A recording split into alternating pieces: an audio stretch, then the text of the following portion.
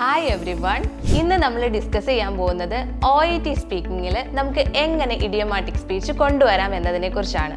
നമ്മുടെ OET speaking ക്രൈറ്റീരിയയിൽ വരുന്ന ഒരു ഫാക്ടറാണ് resources of grammar and expression. അതിൽ തന്നെ വരുന്ന ഒരു ഫീച്ചറാണ് confident use of idiomatic speech.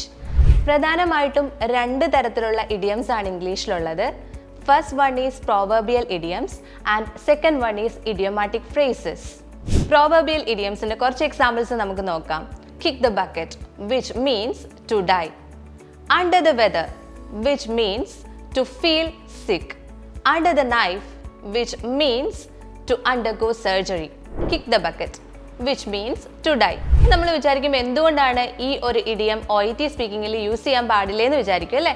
പക്ഷേ ഇത് യൂസ് ചെയ്യാൻ പാടില്ല. You just avoid these types of proverbial idioms in your OET speaking. എന്താണെന്ന് വെച്ചാൽ ഈ കിക്ക് ദ ബക്കറ്റ് എന്ന് പറയുന്ന ഇഡിയം യാതൊരു രീതിയിലുമുള്ള സെൻസ് നമുക്ക് തരുന്നില്ല. ഫിഗറേറ്റീവ് മീനിങ് ആണ് തരുന്നത്. അതായത് ലിറ്ററൽ മീനിങ് ഇത് തരുന്നില്ല. വളരെ ഫണ്ണി വേയിലും നമ്മൾ കിക്ക് ദ ബക്കറ്റ് എന്ന് പറയുന്ന proverbial ഇഡിയം യൂസ് ചെയ്യാറുണ്ട്. Don't worry, I don't plan kick the bucket any time soon. നീ വിഷമിക്കേണ്ട, പെട്ടെന്നൊന്നും മരിക്കാൻ ഞാൻ ഉദ്ദേശിക്കുന്നില്ല. നിങ്ങളുടെ മനസ്സിൽ ഇപ്പോൾ ഒരു ക്വസ്റ്റ്യൻ വന്നു കാണും അല്ലേ? ഏത് ഇഡിയംസ് ആണ് നമ്മൾ ശരിക്കും OET സ്പീക്കിങ്ങിൽ യൂസ് ചെയ്യേണ്ടതെന്ന് അല്ലേ? നമ്മൾ ശരിക്കും OET സ്പീക്കിങ്ങിൽ യൂസ് ചെയ്യേണ്ടത് idiomatic phrases ആണ്. You need to use idiomatic phrases in your OET speaking in terms of deal with, kind of, sort of, make sure, go through. These are few examples of idiomatic phrases in English. ഇതിൽ നിന്ന് നമുക്ക് make sure എന്ന് പറയുന്ന idiomatic phrase എടുക്കാം.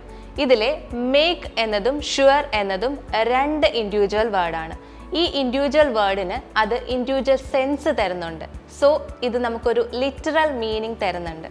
അതുകൊണ്ട് തന്നെ OET സ്പീക്കിങ്ങിൽ idiomatic phrases ആണ് നമ്മൾ യൂസ് ചെയ്യേണ്ടത്. ഇപ്പോൾ പേഷ്യൻ്റ് നമ്മളോട് പറയുവാണ്, nurse, I have been experiencing headache lately. അപ്പോൾ നഴ്സിന് അവിടെ എന്ത് പറയാം?